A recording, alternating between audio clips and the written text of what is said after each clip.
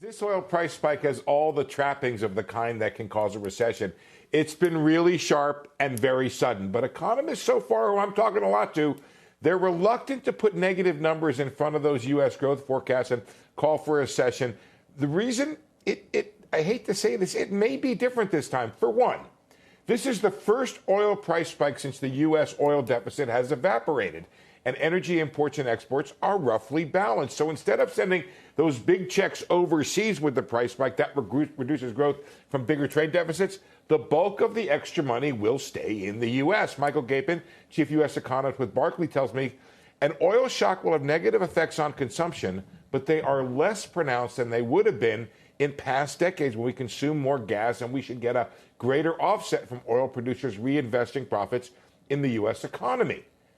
Gapin points out that the share of household spending on gasoline, it's nearly halved since the 60s. So Americans are going to get angry about the prices at the pump, but ultimately they're not going to be as hard hit as their parents or grandparents were.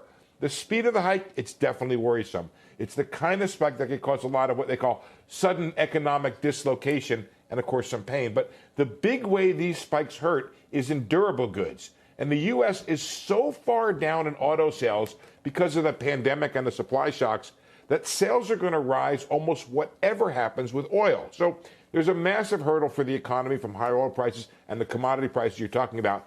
But the economics of the price surge, they're different this time, and the negative effects, they could be different as well. Joe?